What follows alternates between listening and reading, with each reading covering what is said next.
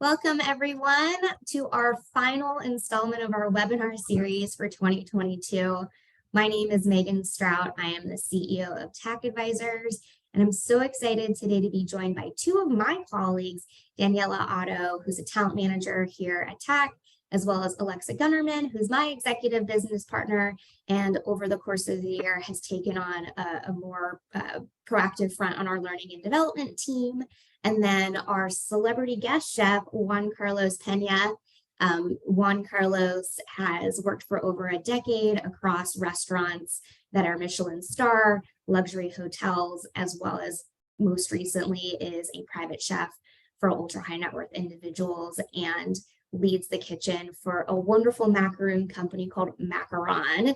And so he's going to start us off today with a demo. But before we get started, for those of you who are joining us for the first time, I just want to remind you that we cannot see or hear you, but hopefully you can see and hear us. So if you have any questions at all throughout this webinar, please go ahead and throw them in the chat and Q&A feature. I'll be keeping an eye on it throughout, especially if you have any questions for JC as he's doing the demo at the front end of our cocktails and conversations today, so we can make sure that they get answered for you.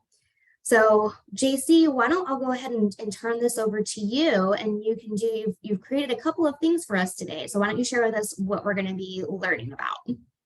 Of course. Thank you, Megan. I'm so happy to be here. Welcome everybody to our holiday special. Today we have two recipes that I think they're super fun, super easy to make. The idea they can be like the start of the party, or if you like to host. I like to do something a little bit different and can be super flexible in many different ways in flavors and the people that are eating it. We're going to start with a very refreshing Christmassy or holiday like cocktail that is called fresh Chambord. Chambord is a French liqueur made out of raspberries. So we're going to take the raspberry theme and bring a little bit more fresh and elevated. So why we don't start? So I'm gonna move to my action camera. Action cam, also known as the chop cam.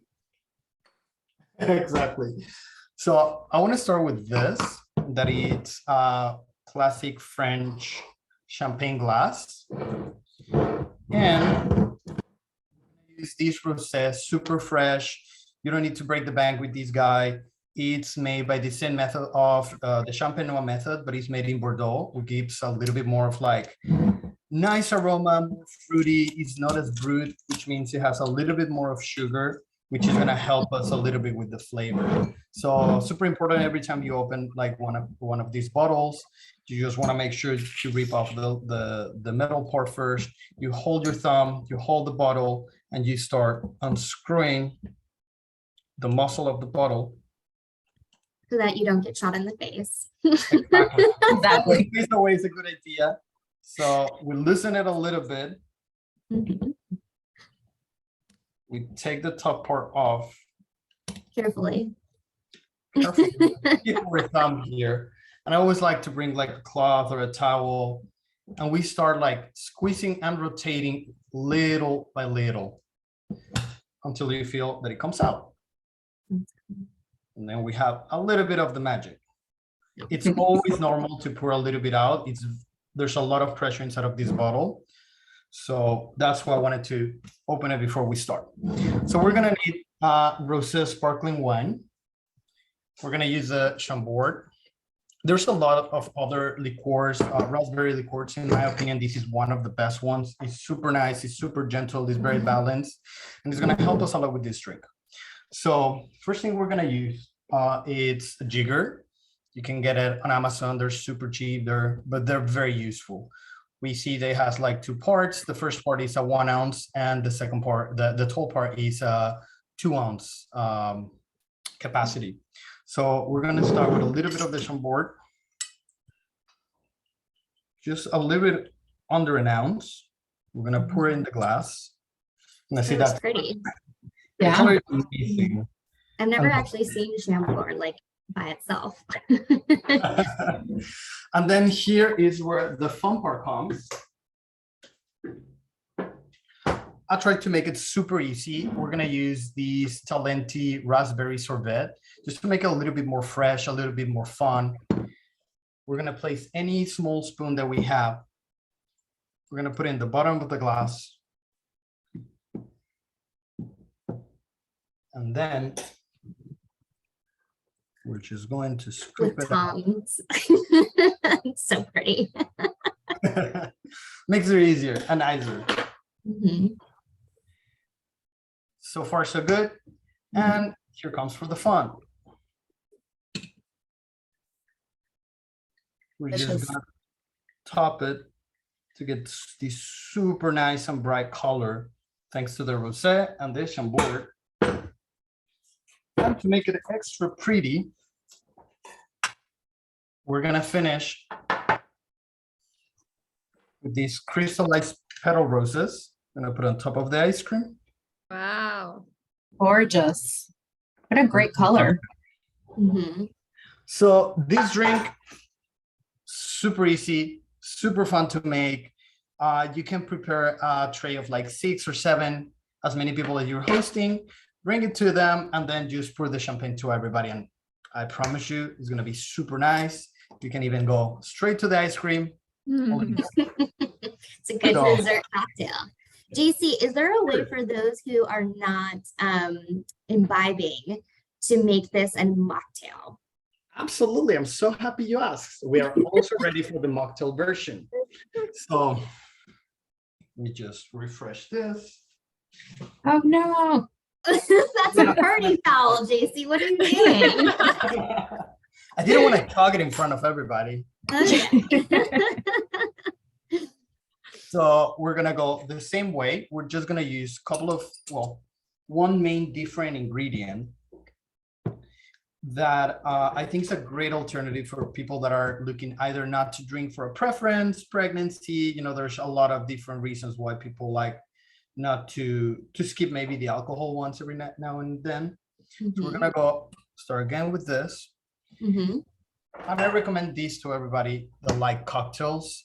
These are fever tree. They have a big spectrum of flavors. This one is pink grapefruit. They also have like raspberry rhubarb. They have ginger cucumber. So they're a great option that you can combine with pretty much any juice, and then just top it up. It's gonna give us these nice bitterness, but still the bubbles and the sparkling that we're looking for. Is that a tonic water, JC? It has tonic water in it, but it also comes with natural. I recommend this brand because of that. It includes natural quinine to make the tonic water, but also includes a very low sugar amount, include with real fruit. It's not extracts, so it really gives like a nice hint and a nice, a very nice flavor. Yeah. You do the same. I'm a huge fan of their ginger beer.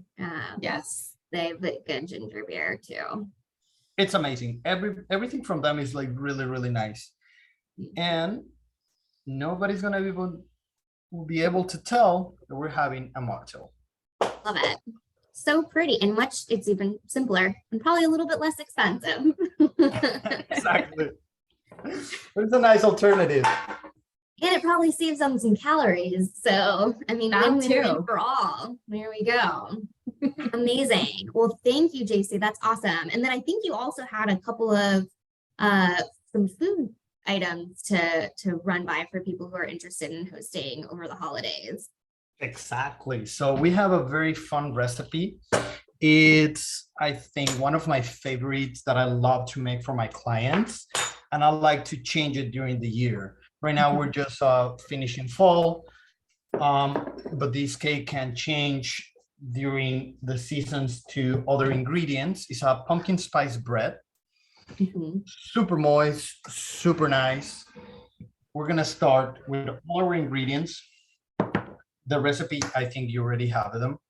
We're gonna start with the pumpkin puree. You don't need to go crazy. You only need to get a can from the supermarket. We're gonna make it and elevate it so nobody's gonna notice that it's not fresh pumpkin. I just like to make that or share that to make it easier. So we're gonna start with our pumpkin. Woo! We're starting this fall. Sorry about that.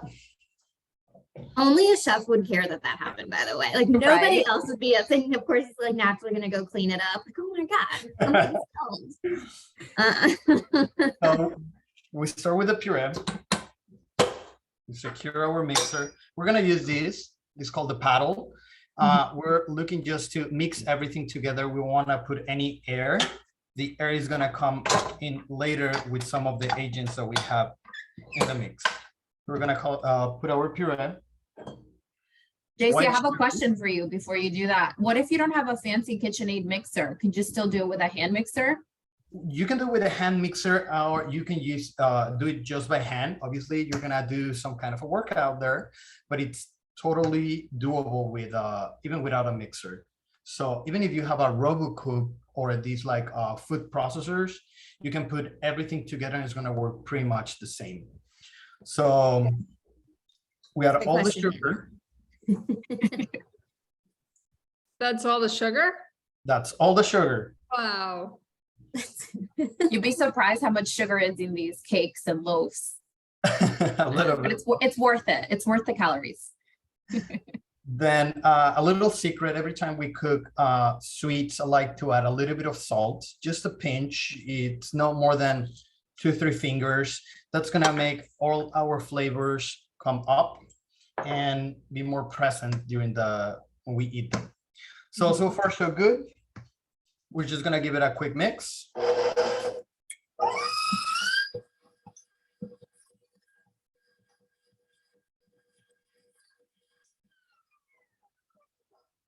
And that's it. As easy as that. We're gonna end up with this. Cool. Or a paste, or we want to make sure that we don't see any white of the sugar. It's gonna keep dissolving, but at this point, we're ready for the next step. So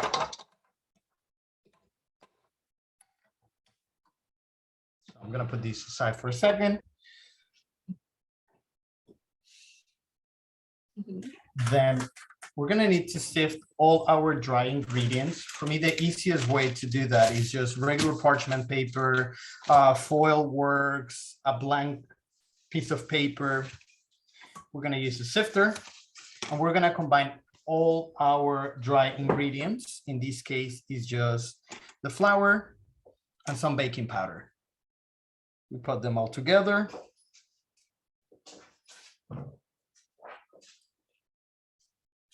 And we're gonna pass them through the sifter, and we're gonna make it snow. Hmm.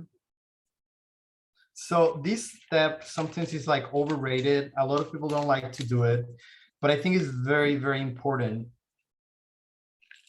because otherwise, I don't know if you can see it, Oh yeah, it's Like- chunky. little clumps. So we want to make sure we pass all of them with the special equipment for the holidays. Perfect. Very cute. Did you get that from Nordstrom Rack? Pretty sure Actually, I it was saw that in the Home Goods, holiday I aisle. think. Home goods, home goods. Oh, good. There we go. All right. And by this way, putting on the paper is gonna be way easier to handle it. Mhm. So we can go back to our mixer.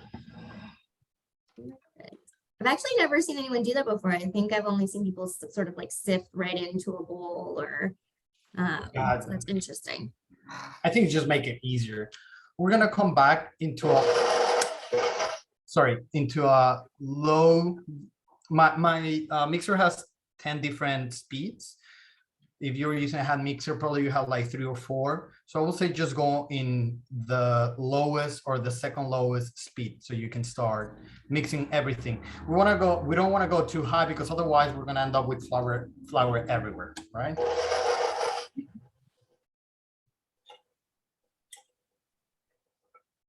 Okay. Nice. And you're just dumping it all in right now. Yeah. Okay. I don't think you can hear you with the mixer. Oh, They're actually quite loud in person. It just doesn't sound like it over camera. I clearly don't bake, so I failed baking week in school. So skipped a Right with you. generation in my family. My mom's an excellent baker and like cooks ironically, her maiden name is Baker. And so it's like cooks all the Christmas cookies, makes her own pies. And then That's she left it to me. delicious. She left it to me one year because she wasn't feeling well to make her pie crust. And I got like halfway through it. I'm like, we're not having pie this year. It's not happening. Sorry, Mom. Like, it was like a brick. So bad. Well, hopefully after you see this recipe, you can now show them, tell them that you just invented it. Don't worry, I'll give you all the credit. This is a lot simpler than pie crust. So Yeah, for sure. I think Well, this once is like again- Megan proof. Yeah. I hope so. It's Daniela's proof. Daniela has done this one and she's done a really good job about it. So, well, we end up with this dough. It's a little sticky and heavy, but it's all incorporated. Don't worry too much about like the edges. We're gonna come to that point later. So once it's here, there's only 2 more steps ahead. We're gonna incorporate the eggs one by one, just to make sure we don't break our mix. And we're gonna finish with oil. I recommend to use grapeseed oil. It's a little bit better for the body, and it also is a high temperature oil, which means it's not gonna burn and it's not gonna give these burnt taste to our mix. So the most important part is the way that we add the oil. It needs to be the last thing that we add, and we're gonna do it very slowly in the form of like a little thin string. So go back to the mixer. Now we're gonna go a little bit higher, maybe medium to medium high. We're gonna add the eggs one by one, and then I'm gonna follow with the oil.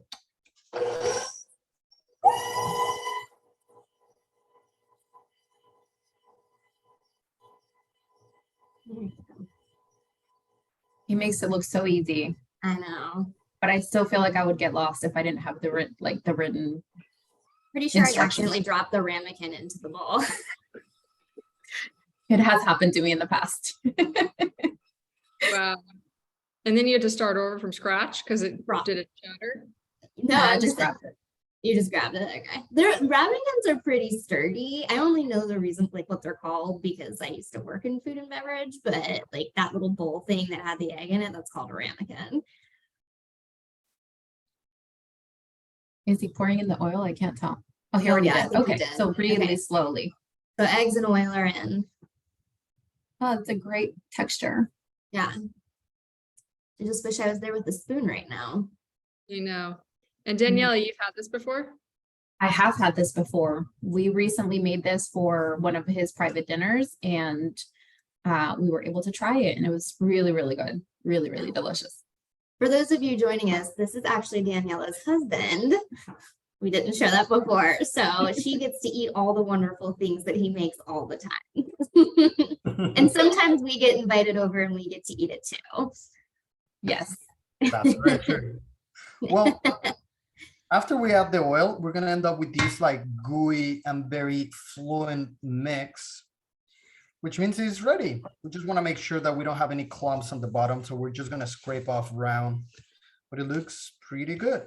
It's really So pretty. actually, all this process you can do it by hand. There's no place like there's nothing that you can do. It's a very gentle and easy recipe. So from here, we're gonna go to our baking pan. This is a 9x2. This recipe is gonna give you one 9x2 loaf. So always try to do like non-stick or a one piece. In this recipe, you do need a container that is one piece, and I'm gonna show you a little trick so you don't it doesn't get stick in the bottom. So obviously we spray a little bit. Any spray oil works as long as it's not olive. The olive will burn and it will give that olive flavor that we're not looking for this time. Mhm. Which one do you use, JC? Huh? Which one do you use? This one is avocado oil. I think it's my favorite for cooking, no calories, and on top of that is very high temperature resistant. And then we're just gonna take a regular piece of parchment paper. It needs to be parchment paper. We cannot use any other paper, or baking paper is fine. We're gonna stick it to the bottom of the container. Once we oil it, so it's gonna be perfectly even. Do one more spray. And then we pour our mix. Ooh, It's nice and gooey. That's gonna be moist and soft once it's ready. And JC, if we wanted to change the flavor instead of pumpkin, could you use some sort of like apple preserves or something like that instead if you wanted it to be different flavored? Yes, you do need to be very careful with the type of ingredient that you want to switch with. We need to use high starch vegetables or fruits. You can do it even with potato. You just reduce the sugar by maybe just like use like 20% of the whole recipe, and then you have like a savory. You can do it with beets. Right now for the Christmas will be for the holidays will be amazing. It will be with a super nice color. You can also change with sweet potato, all that kind of ingredients or vegetables that are very rich in starch. If we use something as an apple with the amount of water, it's just not gonna come out right. Mushy. Yeah. So once we have it like this, we clean our edges to make sure they don't burn. Mhm. And then we just give it a nice shake. Help all the air that gets trapped come out, so we don't have any holes in our cake. This is ready. We're 90% of the recipe done. This is gonna go to the oven for 45 minutes at 360 degrees. If you have a convection oven or many ovens right now, they have these little fan in the back. If you activate it, that's gonna help a lot. So that's gonna help you not to rotate the cake while you're cooking it. Right now, I'm gonna, in my oven, that is a conventional oven with no fan and no ventilation, I'm just gonna do 30 minutes, lower part of the oven for 360. And at the 30 minutes, I'm gonna just move it to the to a higher rack and just finish it for another 10 to 15 minutes. We're just gonna poke it and make sure there's nothing coming out. We're gonna poke it with a toothpick or a cake tester, and we're just gonna make sure that it comes out clean. So this goes to the oven. I hope we have time for the baking for the next 45 minutes. I think we need to do a little bit of TV magic, JC, because I don't think everybody's going to stick around for that. No offense. All right, let me just ask production here to see what we can do about Okay. it, right? Okay, great. Well, in the meantime, it wouldn't be a spiced pumpkin bread without the spices, right? So we're just gonna do a quick spice syrup. This is just regular white sugar. We're gonna add this, you can do your own pumpkin spice mix at home. This is 2 parts of cinnamon, 1 part of nutmeg, 1 part of allspice, and a pinch of grounded cloves. You put it all together. That's what pumpkin spice. I had no idea that's what pumpkin spice is. I thought it, like, this is going to sound really stupid, but I thought it was like they probably like shredded or something pumpkin. I don't know. No, it's just basically a mix of the spices. Everybody does their own version. Okay. So we just do this, and we put the same amount of water, then sugar.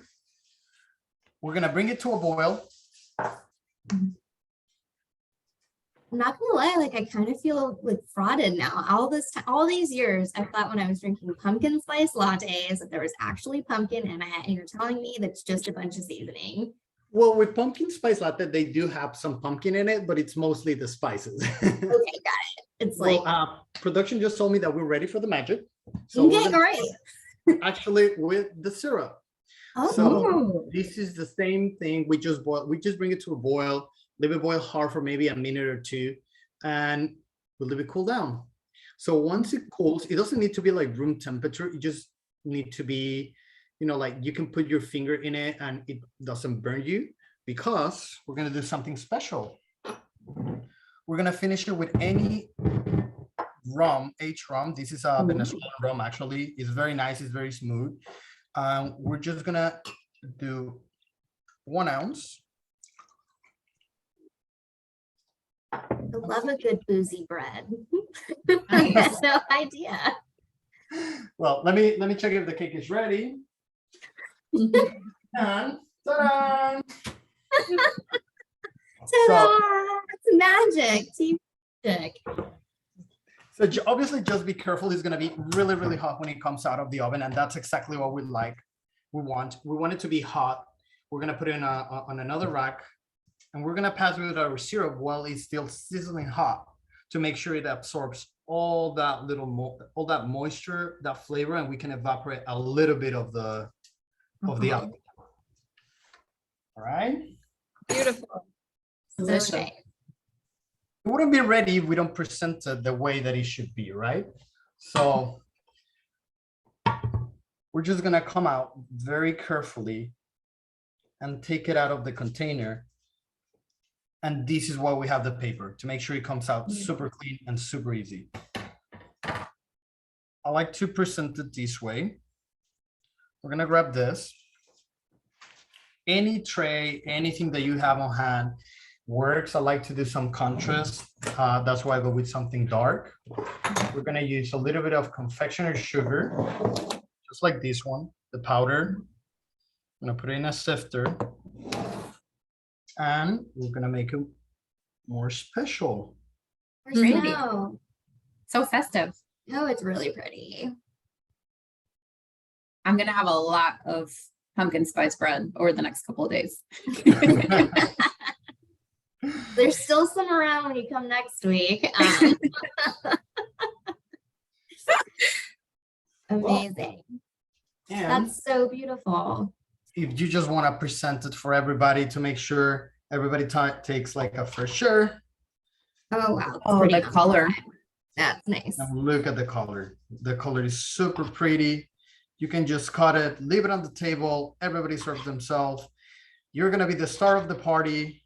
It's going to be super easy, super tasty, and you're not going to have to worry about anything the rest of the nights. Love it. Well, thank Very you so nice. much, JC. This is awesome. Beautiful. Ta-da! Oh my God, amazing. Well, thank you so much for joining us today, JC. And for those of you who are watching, we are actually, in addition to sending out the recording like we normally do, we're including the full recipes for all of these things that JC shared via email. So you'll have the breakdown with all the measuring requirements, because as you know, with baking, that's not something you can eyeball, or you will end up like me with an ad on Baking Week. Oh, Thank sorry, Megan. Now that you said the part of measuring, in the recipe, I included 2 ways of measuring, obviously with cups, ounces, and teaspoons. If you don't have all that equipment, that's sometimes you don't have it. I do recommend to have maybe a scale. So I also put the recipe on grams and ounces to make it easier to everybody if they don't have all the scoops and teaspoons, because they're, like, as you said, very precise measures. Yeah, love it. Well, Wow. thanks, JC. I hope you have a wonderful holiday season. Cheers. Cheers, Thank and to you. Thank you. Pleasure. Bye-bye. Bye. Perfect. All right. Well, that was so fun. Your husband's the best. Great, So- great. Such a great way to wrap up the year. So speaking of wrapping up the year, I'd love to spend the rest of this time with both of you ladies chatting a little bit about what did 2022 look like for us, with our, like, did we see any like common trends, and then thinking about going into 2023, like what should people be aware of, what should they be looking out for. And so I'm really excited to have both of you here today, because like I mentioned at the beginning of this webinar, Daniela is one of our talent managers. She's been with us for over like a year and a half now. I think we're approaching a year and a half. So We are. you saw 2021. Yeah, I'm like, are we in 2022? You've seen all of 2022. Now we're going into 2023. And then same with Alexa. Actually, you two started on the same day, right? So both We of you have did. been with us for a year and a half. And Alexa's been my right hand in helping us with our learning and development division, which, you know, oversees coaching and training and consulting. So why don't we start with talking about like what we've seen in hiring over the past year. So I'd love to hear from you, Daniela. Is there any like common trends you've seen that you want to share with those watching us? Absolutely. Thank you guys for having me. I think the biggest trend I saw shift through 2022 was a bigger demand for hybrid jobs as opposed to remote. I think 2021, a lot of companies, obviously were going remote due to the pandemic. That carried on into 2022. But I would say probably halfway through the year, we started seeing more and more hybrid roles as opposed to fully remote positions, as well as a lot of companies requiring people to come back into the office full time. Yeah. So for me, that was one of the biggest shifts I saw, and a lot more companies now are adopting that hybrid working schedule, which I think is kind of a nice balance between both. Yeah. Yeah, exactly. Well, when I think about, and we've talked to so many individuals on the market as candidates, and then like all of our clients, a big reason for that shift has been kind of twofold. One, people miss being around each other. And I'd say it's still sort of like a 30-30-30 split. Some people are still totally happy being 100% remote, and a lot of individuals have moved completely out of major metropolitan areas. But I know even with some of our own employees, they're like, oh man, this being remote is like a struggle. And that's why like we still will do some days where we're in person with each other, those of us who are local. But then also, even on a hybrid note, we have some clients who are like, we're hybrid, but it's 1 day a week in office, just because that in-person time has been so valuable, and it is nice to get the teams together.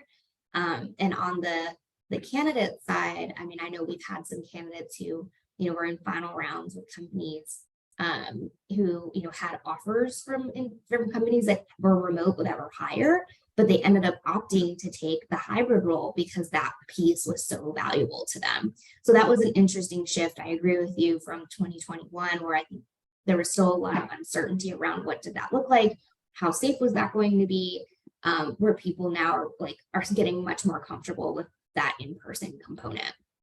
And on that note, I saw that too. I had a lot of candidates who initially were like, I only want remote. And then as they started interviewing and going through that process through the year, they were like, actually, I've now decided that I'm missing that in-person interaction, and I'm okay with hybrid now. And so which was interesting. I didn't think that would happen, but a lot more of my candidates have come back and have said, I want to be in office now to get that culture building experience that I'm just missing. Yeah. Well, I was literally on the phone yesterday with a very high level chief of staff who a year ago was like, I only want remote. I don't want to go into an office. And when I was on the phone with her yesterday, she's like, so that's changed because I'm traveling so much to be with my executive that now it really makes no difference whether I'm in office or remote, because the remote piece requires me to travel throughout the year. And there's like no difference in work-life balance for me. So that's another thing. And that might even be like another trend of, what companies typically are still sticking to remote versus in office versus this heavy volume of travel. Because I have seen more executives like at the C-suite level wanting their EAs to travel with them or be in the office because they're in the office, whereas like VP level or SVP levels are still being remote, and those other positions that support them, there's a little bit more of that flexibility. Yeah, I agree with that. Yeah. And I also think I've seen a big shift due to the many layoffs and rifts that have occurred specifically in the tech industry. I feel like earlier in 2022, it was a little bit more of a candidates market where, people could be a little bit more choosier and take their time. But I feel like now there's a surplus of people looking for work. And it's a really unfortunate time, I think, in the employment market. But I feel like that's kind of making it harder for people to find positions, for people to even get calls. I spoke to a candidate recently who was laid off, and he told me he has been applying like crazy and he just hasn't been getting callbacks. And I think that that's, something that we'll see more and more as more candidates kind of like flood the market and are looking for work. So this is when it becomes really advantageous to work with a recruiter who can advocate for you and kind of share your story in a way that an application just can't. Yeah. Now, a question came in that I think is kind of appropriate for both of the things we just mentioned of, resulting from a demand of remote or hybrid work, have we considered advising our clients that in-person work now requires premium pay? So the answer is yes, we've had that conversation throughout the year. Most of our clients have totally understood, especially because a lot of really great candidates have moved outside of major metropolitan areas. And so the very few candidates left in those areas are like, well, I can either be hybrid or remote, or like I have to drive in every day, but that salary, you're going to have to tack an extra like 10 to 20K onto that. Now, with that being said, and this maybe be going to like the predictions for 2023, I have been just the past few weeks, few months of talking to some clients saying with the shift in the market, right, of I think people preparing for a recession, that the demand and like the power that candidates have around compensation, I think is starting to level out. I don't think that we're at a point yet, and I'm still not even confident we're going to be at a point where really fantastic jobs at great companies, where they're going to be heavily decreasing compensation. But I do think we've the pendulum is like a really good example of like the 2019 top of the market. People were being paid a tremendous amount of money. Pandemic happens, shifts the other way, and a ton of people were laid off because there was so much uncertainty. So we were in this, heavy supply for candidates, very low demand for jobs. Then October 2020 came around and things shifted the other way again as people got used to this new normal. The market picked back up, and then it was very much a candidate's market again. Compensation probably increased by like 20%, I think is like the most recent stats. I mean, what we've seen has been remarkable since October of 2020 to really the past up until 6 months ago. And now it's starting to come back down. And I think we're going to really start to level out now in regards to amount of jobs on the market, amount of people on the market, and what that demand is. So kind of coming to terms with those and setting reasonable expectations, I think is going to be really important going into 2023. Yeah, I agree with that. Right, what other stuff have you seen? What about I was literally just on the phone with a client yesterday who's preparing to open up 1 to 2 searches, and they came from a much more traditional financial services environment and haven't had to really do any hiring in the past couple of years, and now they're starting to grow. And so they're like, what's the deal with this personal support thing? Like, we never had it before, but now we're hearing that like maybe people are starting to do some work on a personal capacity for execs. So, what have you seen, Daniela? Yeah, I have definitely seen that become more and more of a requirement, where you still have your core EA duties, and then a little bit of E or PA support expected. And that can vary from position to position. I think some are more involved than others, but there's always now kind of a baseline expectation of, okay, this person's going to help me streamline my personal and business calendar and travel. And so that's one of the questions we always ask here at Tack is, how do you feel about personal support, and how comfortable and, how in depth do you want this to be in your next position? And I think it could be an expectation now from pretty much every position that we're working on. There is some form of personal support expected. Yeah. And I basically said the same thing to the client yesterday, but what I said is it all comes down to setting expectations, right? And clear agreements. And if that is something that you need, right? Like that you need help with scheduling around like kids sports and date night with your spouse and going out to social gatherings, just tell them up front. It should be in the job description. It should be a conversation had in the interview process. I know with, Alexa, like you have to have, mostly because my personal life is a train wreck, but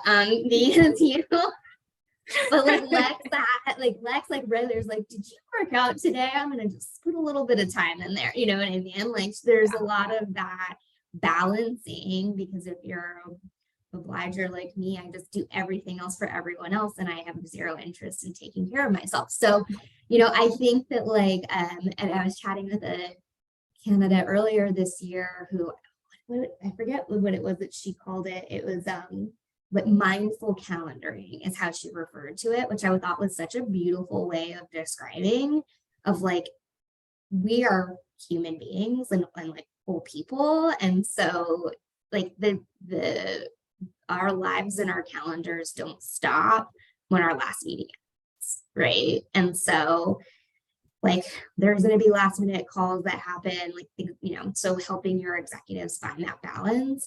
Now, whether or not that also includes like going and getting them coffee or getting them lunch or like personal bill pay, like those are extra stuff that again is part of the conversation. And it's not always a have to have, and some people don't want it, right? Like some execs are like, I do not want them to touch or know anything about my personal life. That's my personal boundary, right? So there's no right or wrong as long as like expectations are set. So, Absolutely. I think we just had another question come in. yeah, we did. What are the most in-demand skills across the industry sectors that you recruit for in addition to PA work? So I'll give you like kind of my 2 cents, and I know Daniela, you've had a lot too. So I think it totally depends on, like you said, industries and sectors. So more, and also like size and stage of company, right? So I'll go through like a couple of the clients we've worked with recently in the past, like maybe couple of months. So we most recently worked on a public tech company EA to CEO role where, you know, they have thousands of people. So the scope of the role itself for the executive assistant was really to be like a true right-hand strategic partner to the CEO. And since they already have like a CFO and a board liaison and all of that, there was no board work, which we see a lot more like board support for like smaller to mid-stage companies if you're a CEO ZA. But this role, because of the size they were, the CEO is going to be needing more help. And ultimately, this person needed to build out a office of the CEO and have multiple assistants under them. And so that's a pretty, I think, it's more common thing I've seen in more recent years. You know, Facebook is like this. Mark Zuckerberg has a fleet of EAs who supports him. Mark Benioff at Salesforce has a fleet of people who support him. Like when you get to that level of 20, 30,000 individuals, it's not uncommon that the C-suite has like an office of the executive. And so gaining that experience having managed admins is really valuable. And so kind of also, I think on that same note is we're seeing more centralized EA teams in companies. And that really is across tech, it's across venture, it's across, you know, it's not really industry specific. And so again, having experience managing, mentoring, developing admins is sort of a newer quality or skill that I think has been really attractive to employers. So that would be another one. I'm trying to think about on the venture capital side, we've been working, I was just about to say that. Yeah. So we work with a lot of VCs.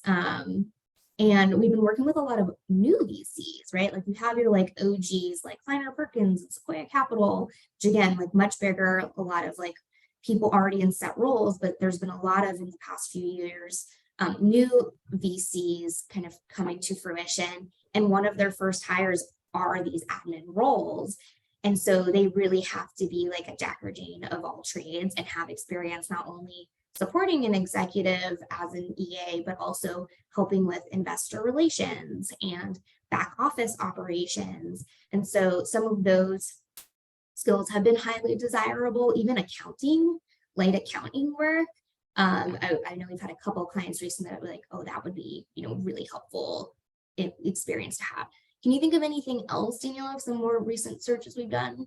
No, I was going to say that I tend to have a lot of VC searches on my plate, and most of them have changed in those requirements where they're asking people to have more of like that database management. So, you know, managing investor information, LP onboarding is also another big one. So, you know, I would say if you're someone who works in the VC world, if you haven't had exposure to the different databases or that process with investor relations, ask to be brought into the fold and ask to get some experience there, because likely if you want to join an earlier stage, you know, firm, that may be a requirement that we're seeing more and more with our clients. So definitely, I think a shift in more of like the operational duties required. Yeah. That just reminded me. So and for those of you wondering, some like common CRMs that we've had clients ask about, it's Salesforce, Affinity. We use HubSpot. Some people are even using like Airtable and Asana as their CRM system. Confluence, Asana, even Yeah. Trello. So all of those softwares I think are becoming, they're very popular already, but are becoming more and more in demand. Yeah. And then so on that note, some of them are more project management softwares that people are like making CRM systems like Monday.com, Asana, Airtable. So if you don't have exposure to those, get some free trials. It's good to know. And then speaking of that, like another common one that we're seeing more in like the startup world or startup VC world is the use of Notion. Which is kind of like G Suite on like overdrive. That's really great for collaboration and sharing documents. Then that's been, I think, a pretty popular one. And then again, like doing Monday.com or any of those other PM software. So I would say the other skill is more complex project management. Because people are leaning, and even Alexa knows this because I've thrown all kinds of interesting projects her way this year, her and Rachel, that there's just, more stuff that needs to be tracked. And how are you sort of managing those timelines as a strategic partner to your executives? Absolutely. Else? I can't, COVID's here to stay. It's been here for a while now, but a lot of companies, even though they're remote or even hybrid, are still having that requirement as part of their criteria. So being fully vaccinated is something that I've seen quite a bit as a requirement for clients across all industries, since a lot of them will have offsites, team meetings, and gatherings throughout the year. So they're having that be a continued requirement. Yeah. And then I'd say like just more recently, I mean, let's talk about like industries. Because at the beginning of 2022, crypto and Web3 was super hot. Obviously, with the recent developments over the past 6 months, that has changed a little bit. But we still have some crypto and Web3 clients. So it's just, it's interesting.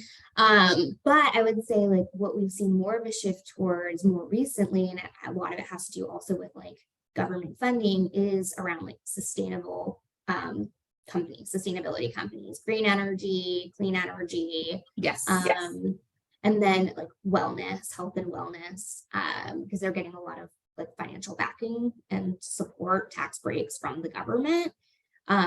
We've also seen a lot more companies in the AI space, but I think that that's going to continue to stay. And then as far as like stability goes, I think, tech's been getting hit a little bit hard the past few months. So if you're talking about like the pendulum swing now, financial services is kind of hot again. So, wealth management, investment banking, venture capital, private equity firms have been pretty popular. And then we've also had in this past year a lot more searches for family offices.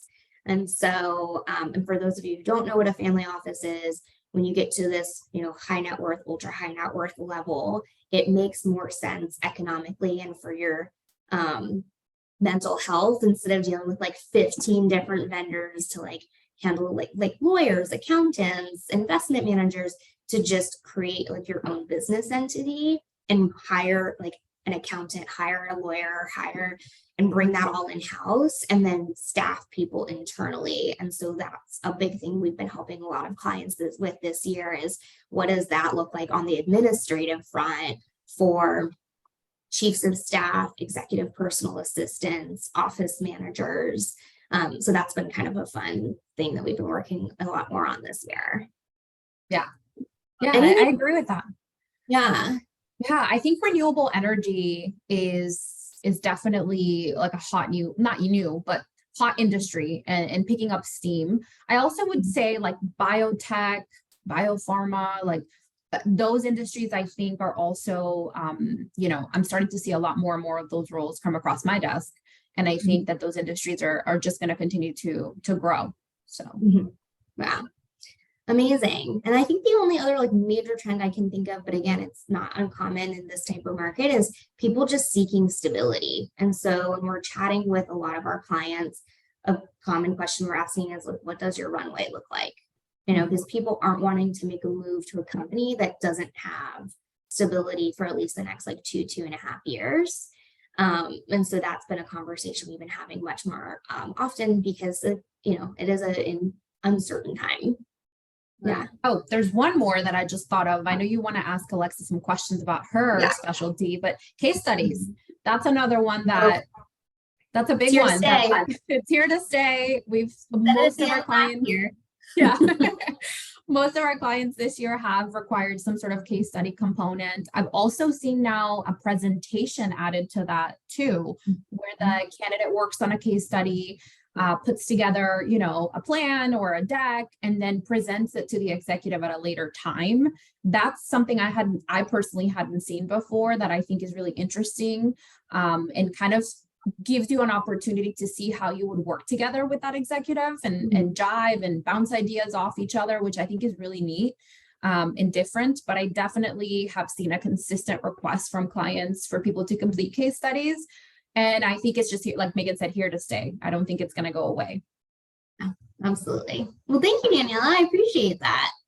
So let's chat with you because I think from the difference from 2021 to 2022 is that like people are more aware now, but there's learning and development for administrative professionals. It was, you know, one of the fun things about starting this company and partnering with my co-founder, Al Hussein, is he had such a strong background in academia, like having been a college professor. And then, you know, before we got together, him doing coaching and training for EAs. And so, but I remember when we first started Tack, like people were like, EAs can get coaching, like that exists. And I'm like, yeah, it exists. And so I'd love to hear from you, like what have you seen, especially like on like the professional development front, since part of your professional development this year has been getting more involved with inquiries for coaching and training. Anything that you've seen like on the training side that has been popular with our clients? Yeah, definitely. This last year, the training and coaching verticals have grown significantly versus when I first started in 2021. So that's really interesting. Like you said, coaching and training is becoming more popular. People are becoming more aware of it. But as for our training courses, our most popular session is the Leadership Accelerator session, which is about managing up, how to adopt a leadership mentality, and how to add more value to your organization. And then second to that would be our session on eliminating stress and preventing burnout, which we actually did a webinar on this past year. So you can learn more about that training by downloading the recorded session on our website. But we also do ad hoc trainings as well. So based off of what it is your organization is looking for, we can curate and create a training. But just in general, the training and coaching has become so much more popular and in demand. So it's very exciting, which is why I had to take over, because it was getting too much to be for Megan to lead on the recruiting side, because Megan has her hands in all aspects of the business, as any CEO would do. And then as for coaching, one of the most common requests is learning how to transition either into a chief of staff role, how to grow into a bigger role, or how to get out of the EA role. So whether you want to have an entirely new career, but you don't know how to go about it and you don't know what next steps to take, hiring a career coach is perfect for that, because you can partner with someone who can help you fine tune your goals and help you achieve and execute your goals. And most often our coaches have been where you are, so they can, you know, kind of show you the ropes based off of like what has worked for them. Yeah, I think like to add to that, on the training front, and something that's sort of fun that we've done, because we had like, you know, when we started training 2.5 years ago, we sort of built this curriculum, but really over the past year, we've sort of double clicked on that with the existing trainers that we've had, and like reworked some of our sessions, like our ultimate communication toolbox. Me and Lex were just talking about it this morning, because we have started to pre-record some of our trainings, since normally our trainings are like 2 hours, and not everybody can take 2 hours out of their day. And so we've reworked some of our trainings to pre-record it, like, and do an hour of a recording, and then you do a live hour live session. And so that's been fun because not only have we had like been able to shift and rework the way the training is, but also it's given me and the coaches a moment to look with a fresh perspective at the sessions and say, like, is there any new content here we want to add in or take out? And so even our sessions that we did that are on our foundation training a year ago, in some ways look very different today, which has been really, really fun.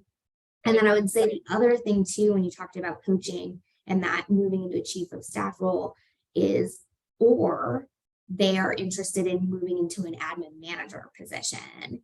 And so in some cases, chiefs of staff have admins that go into them and that's part of that title. But other titles we've seen more commonly are like admin, manager of administrative support or director of administration.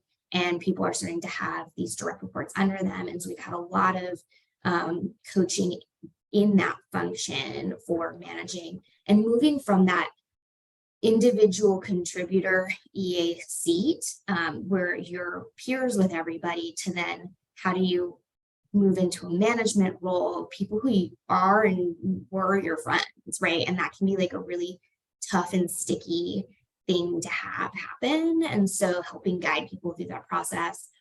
And then the other thing you had mentioned about like these one-off trainings. So it was really nice. I was asked by the EA Mafia a couple months ago to help build just sort of like a snapshot light training for them on what admin management structures look like, centralized versus decentralized within an organization. So spent some time with them. And then of course the leader assistant heard about it and they're like, well, can you do that for us? So we did a fun little session riffing off of that for them. That was kind of like a mini training. And so we've been doing a lot more of that for organizations over the past couple of months as well. Right. So it's great. So what do we, okay. One more prediction on the coaching and training side is that L&D stipends are here to stay, in my opinion. And the biggest message I can convey to you today is to take advantage of your L&D stipend and don't be afraid to ask, because if it's not there, maybe you can be the one to put it in place. And Tack, we have a letter that you can present to your manager, which explains what one-on-one coaching is, what training is. So we could be your advocates to help you get the most out of your L&D stipend with coaching or training. Yeah, it's a great point. So that brings us, because we're getting close to wrapping up. I can't believe an hour is going by that fast. So speaking of predictions, we're going into 2023. We're like less than a month away. Anything that you guys think like you're going to see in 2023? I would say, again, case studies are here to stay. So get comfortable and familiar with that process and what that looks like. And another, I think, prediction is the speed of hiring. I've also seen the interview steps become a little lengther. So as opposed to before having maybe 2-3 interviews, now where I'm seeing up to 6 or 7 for more senior EA roles. Is so just coming into the process with an open mind that some of these interview steps are a little lengthier. And aren't just happening as quickly because, again, there's an influx of candidates in the market. Clients are taking their time. They really want to make sure that they're hiring the right people and want to be a little bit more thoughtful about the process, as opposed to before when it was like, we need people, let's hire. And so I think getting comfortable and used to a lengthier interview process will be something to look for in 2023. I agree. Anything else? What about you? Anything you see, Alexa, other than those L&D stipends? Nothing in particular other than kind of like a half serious comment on all of the word we're hearing about with the 4-day work week becoming like a potential thing. What are your thoughts? I would love to hear your thoughts on that. And I love there to be a 4-day work week. The reality is, like, for us at least at Tack, like our work rhythm is based off of our clients. And so unless there's like a national shift towards a 4-day work week, there's no way we're going to log off, Thursday night and not be responsive to our clients Friday. And I think that that's probably what most of our clients would say too, regardless of industry, that like I think it would be great. I think help with burnout and like overall employee health and wellness. But I mean, I know there's tons of studies, but I think we're still probably maybe a few years off from that. Yeah, I would say unless a big shift happens, like it kind of did when COVID hit, where companies were kind of forced to go remote and then everybody started doing it. I think something major, God forbid another pandemic, but something major has to happen where companies have to come together and say, okay, we're going to try this out. Because like Megan said, I think, you know, there have to be those leaders in the industry who do it first for everybody else to follow. And so I'd be curious to see what, you know, major companies do over the next couple of years on that, because I think the more that we can get those big companies and leaders on board, the likelier it'll be that we can, you know, create something like a 3-day work week, which would be great. Right. Yeah. Well, thank you both so much for joining me. It's been such a joy. And thank you to all of you who stayed on and watched our webinar today. As a reminder, we'll go ahead and send you and also the recipes so that you can enjoy them this holiday season. We will see you guys next year. Thank you all. Happy holidays. Holidays. Bye.